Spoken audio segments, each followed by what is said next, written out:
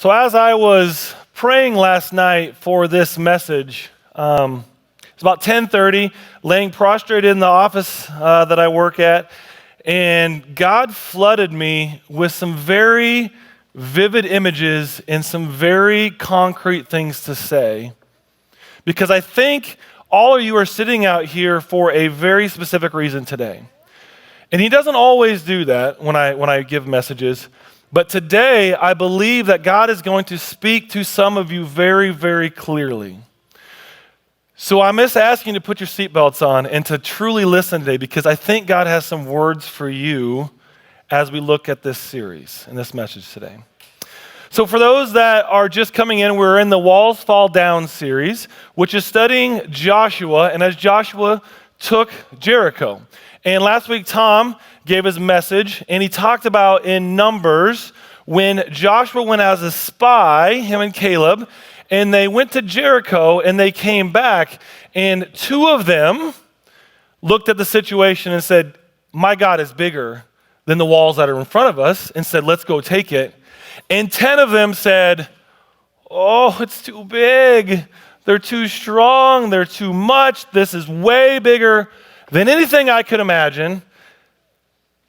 And as Tom laid out, our focus needs to be on our God and what he can do and not on the walls that are in front of us. So that's what we're jumping into today. And so fast forward now, the Israelites, led by Joshua, have crossed into the promised land. And they are approaching the walls of Jericho, and they get this plan laid out in front of them. And it's crazy. It's a crazy plan. So open with me to Joshua 5. Joshua 6, 3 through 5. Page 212 in your Bibles for those that have them.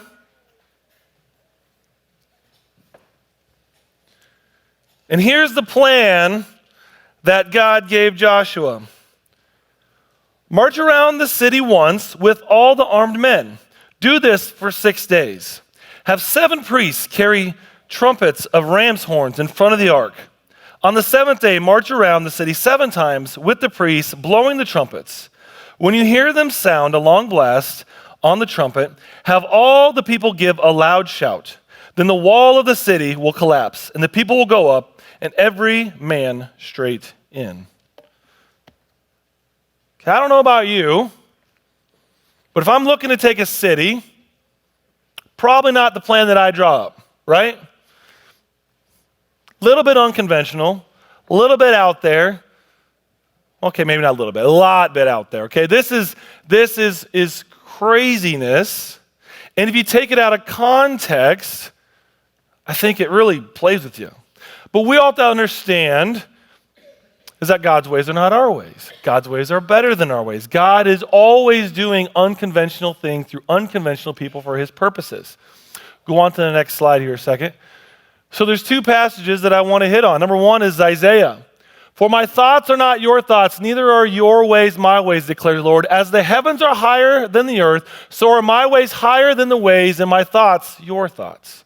God's ways are always higher than our ways. We have to dig that deep into our souls. Second passage, 1 Corinthians 1:27. "But God chose the foolish things of the world to shame the wise. God chose the weak things of the world to shame the strong." Okay, so for me, as I read this passage, and the book really lays into this unconventional plan, but for me, I don't feel like we need to go explore the unconventional plan. Because I think for us that have read the Bible or know a little about the Bible, if you just even know Jesus' story, God's always about unconventional plans, right? I mean, it's not like this is something new or something like, "Ooh, wow, God does an unconventional plan. I didn't realize God did stuff like that." That to me is not the question we need to wrestle with here. The question to me that we need to wrestle with, and all of us need to wrestle with, is how was Joshua in a place in his life that when this plan came, that he was able to actually do this plan without fail. And he immediately did it. He didn't question it. He didn't wrestle with it. He didn't say, "That's a dumb plan, God. I got a better way to do it." No, he said, "I will do this plan," and they did it, and they took the city. That to me is the question here, because I don't know about you, but for me, if I look at this plan And if it came to me just out of context, I don't know if I would do it. Right? How many of you, if you got this plan out of context, would say, hey, that's a great plan. I'm going to go forward with that in my life. Right? We wouldn't. And we all sell ourselves short. We all say we wouldn't. I don't know if I could do that.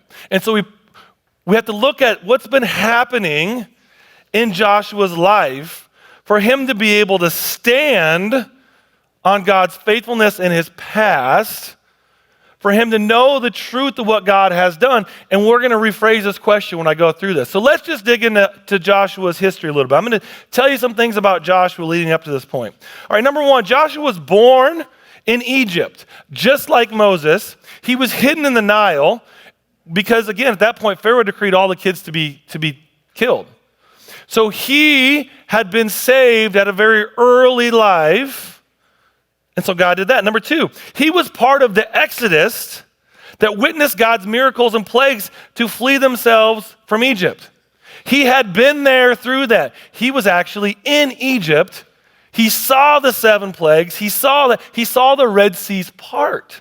He walked through the Red Seas. He led the first battle to defeat the Amalekites. When Israel first was free from Egypt, he had no military training, none, zero, nada. God called him to go take the Amalekites, and he took them. This was before they were decreed to go in the wilderness because of their unfaithfulness.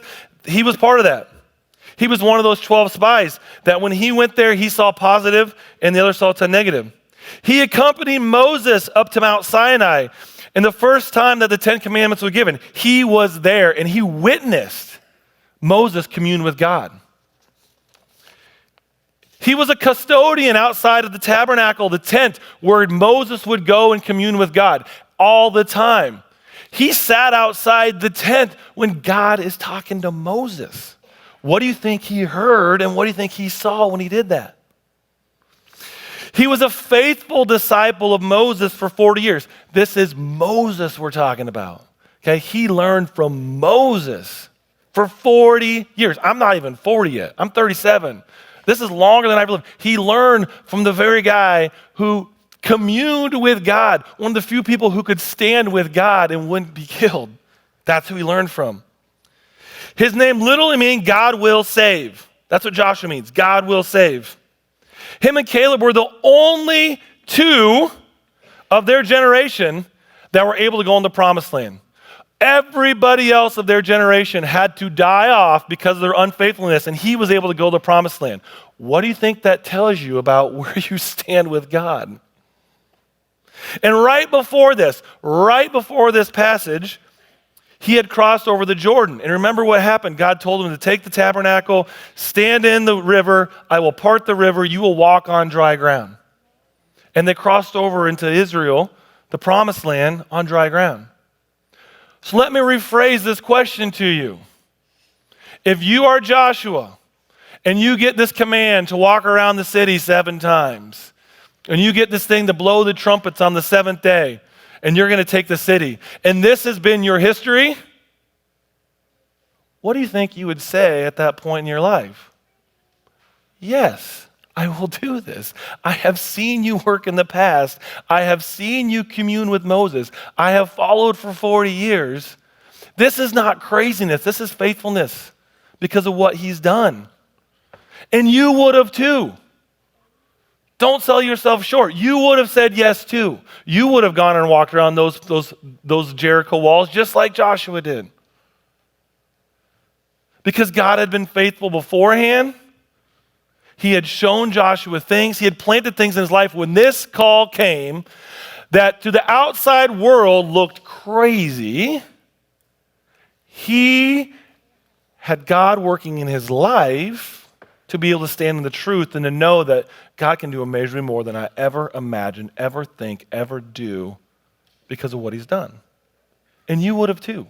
You would have gone out there too. So now for me, there's some things that also happen here. I look at biblical characters sometimes. I don't know about you, but this is me. And I think, well, they're biblical characters, right? They're on a pedestal. It's Joshua we're talking about. I mean, Moses. These are pillars of the faith. And I sometimes think, well, yeah, God talks to them, but does he really talk to us? I mean, does he ever really do anything to us? And so it sometimes doesn't seem real. It doesn't sometimes seem like, well, God's actually doing this today. So I want to explore in two particular stories how God has again proven his faithfulness from past things to the future things. The first one's a video I want to show you, and then I'll come back up. So let's cue the video and let's show this.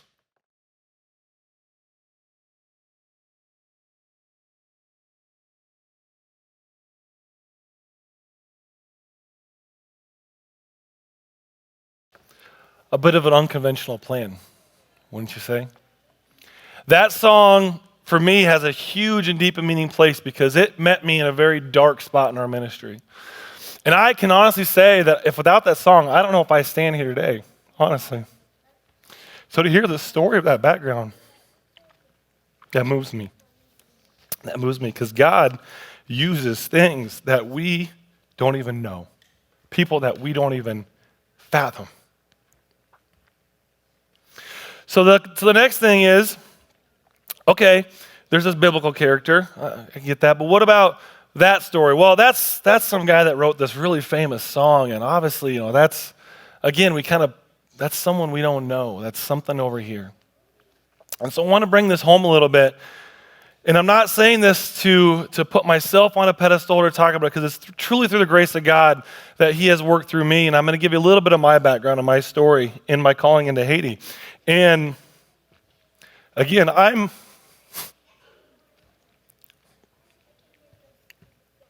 unworthy to have the position that I've had. No doubt. But it is through the grace of God that I am standing here today, because I am a chief of sinner, just like many of us are. And so it's nothing that, well, I was brought up a certain way, or I did a certain thing, or I'm a certain level of person. It's not. It's that God saw a broken person that surrendered his heart and looked at his past and wanted to walk in the future. So let's put that question up there. Because here's the question again, coming back to that same Joshua question. Why would a Dutch slave owning, because the Dutch were owning of slaves, background, male from rural Iowa, be called to lead a freedom in Christ movement for black African American, aka slaves, people in Pion, Haiti? I mean, if you ask that question, it's pretty crazy, right? I mean, that's not a conventional plan that A, I'm from Iowa, B, I'm white, C, I didn't even take French in high school. I took Spanish. So, I mean, there's tons of things that when you look at the question from just its own self, it doesn't make sense. But God's been working through it the whole life, and that's what I'm going to show you about. All right, flip the next picture. So as I got to thinking about this, and God revealed this later on in my life, here's a picture of me growing up. One of these things is not like the other. I looked at this picture like 3 years ago. And I've been doing ministry for, 2000 was when my call was, started in 2009, 11, and it just never dawned on me. But I look back at my childhood and I'm like, I had a black Cabbage Patch Kid. And the place where I'm called to ministry, it's like 99% black. What in the world? So, and this wasn't just a one-time thing. Flip through the next pictures. We're not talking I just had this doll at one point in my life. Mikey went with me to multiple places. Mikey went on the boat. Mikey went in my tent. Mikey went with me to, that picture of your mom wants you to stand in front of something. Mikey went with me when I rode a float at tulip time, and I was dressed as an Indian, apparently. But Mikey was a part of my life. And I look back at that, and I'm like, that's interesting. And I still have Mikey, but Mikey did, I will say, I was going to bring Mikey today, but Mikey turned into a Amazon rainforest Indian in 8th grade because we did a thing in school and he got face paintings and everything, so he doesn't quite look the same anymore, and I apologize for Mikey because he doesn't quite look the same. But, so this was very early in my life that this happened. Second thing, click to the next slide. So, in 1986, my father went to Haiti on a mission trip when I was 7. Okay? When I was 7, my father went to Haiti, to Pion, where I do work. Now, I'm not going to say we came back and we talked about Haiti all the time, or it was like this thing that we just kept going, but it was there. It was there. And I learned all about, the one thing I do remember him telling the story was, there was above the toilet, there was a saying that said, when it's yellow, let it mellow. When it's brown, flush it down. Because there's a lack of water, so you flush the toilet only at certain times. So that stuck with me. But I remember seeing those pictures growing up of him going to Haiti. Okay, then 1989, the city of Pella adopted Pion as a sister city. The place where I was living adopted Pion as a sister city. Okay, then basically you look at, when I grew up, we served the church. That's what my family did. We served the church. So there's some families that certain things are valuable. For me, it was always about how are you serving God? How are you serving the church? What are you doing as kingdom? No matter what I did, that was the question my mom and dad always asked me. And there's a point in my life where I got mad about it because I'm like, do you not see I can do other things besides serve the church? But ultimately, I'm thankful, as most people are later in their life, that that's what the question they asked me repeatedly. Hit the next slide. So I went to Haiti in 1998. The call came in 2000, and I heard an audible voice when I went to Haiti. I was going through a rough time. God said to me, pray. I prayed with a roommate. I heard specifically, you need to go back to Haiti. I woke up the next morning. There's an email in my inbox saying, will you lead a trip to Haiti? There was no doubt of the call. When I got there, God wrecked me, planted a seed, and he said to me, you will be involved in the country of Haiti for the rest of your life. Okay, flip the next picture. So what happened here turned into this. This is when I was 20 years old holding one of the children that we were working with. So what happened back then became reality there, but then there was so much more to come. So I'm not going to go through every detail what happened between 2000 and 2011, but understand there was things that happened in 2000, 2003, 2004, 2005, 2006, 2007, 2008. There was things that happened in my life where God, just like Joshua, planted things that no doubt in my mind led to a certain point. And fast forward to 2011, I am a very successful business person. I'm making six-figure money. I am living the life that I think God, the American dream. I have the big house. I have the cars. I know what I'm doing. I'm successful in business. And my thought, my brain, my plan was I make a lot of money. I do business and I go, throw a little bit of money at Haiti and I go over once in a while. That was my plan. And God wrecked me and he said, that's not my plan for you. That's not my plan for you. What I want you to do, and I heard very clearly, I want you to quit your job. I want you to make no salary. So six-figure salary or no salary. I want you to give your full-time effort to Haiti. I'm not even going to tell you what to do, but I want you to be available. Just be available to me. So when the call comes, when I tell you what to do, you will have the time and capacity to actually take it. And oh, by the way, not only do I want you to, take a different job, I want you to sell your house because I want you to get out of debt. And I also want you to write a $10,000 check on the way out the door to go buy new ministry ground. It's a little bit unconventional. And I remember sitting in my car and I wrestled with it. I wish I could say I was like Joshua, where I'd be like, sure, God, let's do it. It wasn't like that. I wrestled with it. And I remember very specifically driving in my car and driving around for about 2 hours. And I put in a CD from the Leadership Summit, and Gary Haugen was talking. And Gary Haugen is the director of International Justice Mission. And for those that know anything about justice in third world country, it's not existent. And it's really dark and it's really heavy. But he gave a story, and the story has resonated with me over and over and over again. And he talked about when he was a little boy, him and his dad and his brothers, they'd go to Mount Rainier. And when they got to Mount Rainier, they would go to the visitor center, which is at the base of the mountain. And that visitor center was nice and warm and comfortable and cozy, and there's stuffed animals, and there's videos, and there's lots of people in there, and it's comfortable. And then his brothers saw this sign that you could go walk to the base camp of where the people that really ascend the mountain, this is where they go. And there's warning signs on it saying, warning, you could fall off cliffs and you could do this. And his brother said, Dad, let's go. We want to go. And so his dad said, yep, we're going to go. And little Gary said, I'm afraid of that. I don't want to go there. I want to stay in this nice visitor center. This is good enough. And his dad said, well, you understand, we're going to go. And you can stay here, Gary, but we're gonna go on this. And Gary was pretty excited with himself because he convinced his dad to let him stay in the visitor center. And so Hour one, he's watching those videos, and they were really good, and those stuffed animals are, the bears and everything. But hour two rolls around, hour three rolls around, and pretty soon it just seems stuffy in here, and pretty soon those animals that seemed alive are just dead. And that video that he's seen now 7 and 8 times is not quite as exciting anymore. And so it got to be about hour 4 and 5, and Gary is pretty sad about this point. And his father comes back with his brothers, and they're all flushed and red-faced, and they got cuts and scrapes and bruises, and they had obviously gone someplace that was a little bit dangerous. But he came back, and Gary said, I was on the mountain, but I wasn't actually living what God called me to do. And I missed an opportunity to have an adventure with my God. I missed an opportunity to go with my Father on a place that, yes, was a little bit dangerous, and yes, we're going to get cuts and bruises, and yes, we're going to be tired, but I'm on an adventure with my Father, and he's going to be there with me, and I can experience this together. And I remember very specifically in my call, I heard this story, and I said, God, I don't want to live a life where I'm not on an adventure with you. I don't want to be on the mountain and sitting in the center where it's perfectly safe and you're still a Christian, you're still there, but you're not living what God's called you to live. I had a history that I knew I was supposed to do, and I knew where I was supposed to go.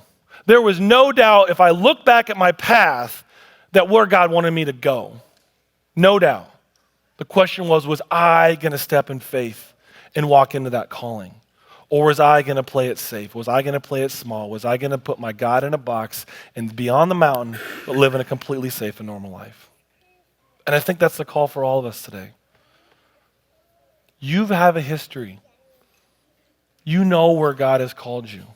You know where you've been. You know where you've gone. You know what God wants to do. How can you get that faith? And so there's 4 things that I think we all have to wrestle with. So go to the last slide. Number 1 is some of us have to just slow down and actually reflect on our life. We have to take a true inventory of where are we actually at.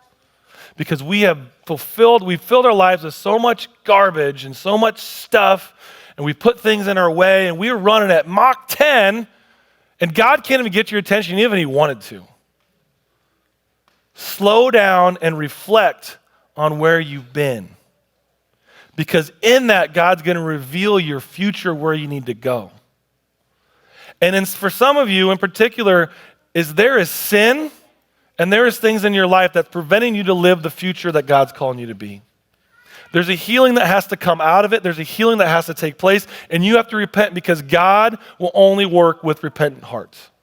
You have to repent. And the thing about sin is leads to death. It really is. It's kind of like, I always give the analogy, it's kind of like when you really got to go to the bathroom and you basically, you go, and at first it feels kind of nice because it's warm, and pretty soon you're just sitting in your own. And sin will rob you of your future because of the pleasures of today.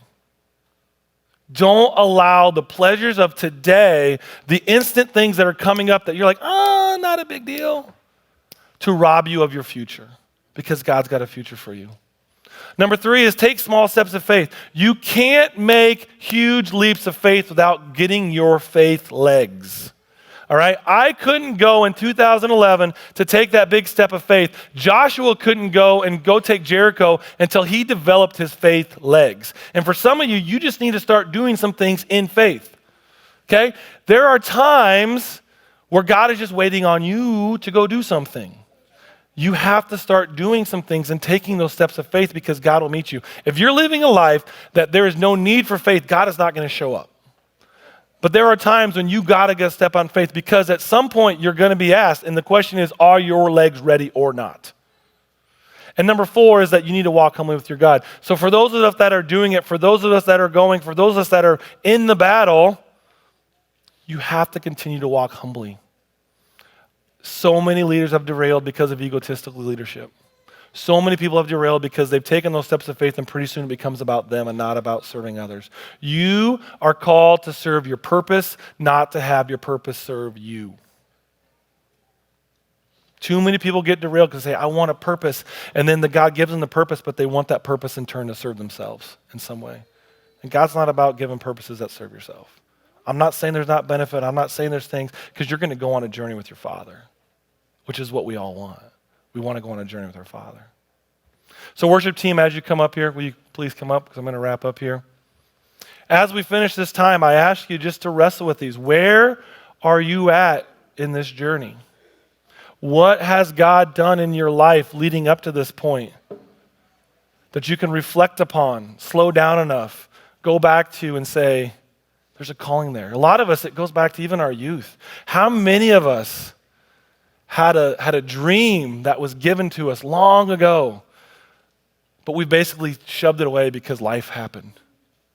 I mean, I look at myself, I held a little black Cabbage Patch Kid when I was 5 years old.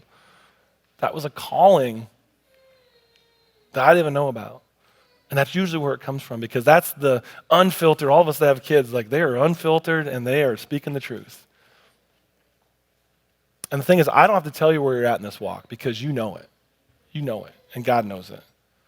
So lean into that, step into that, and walk in faith.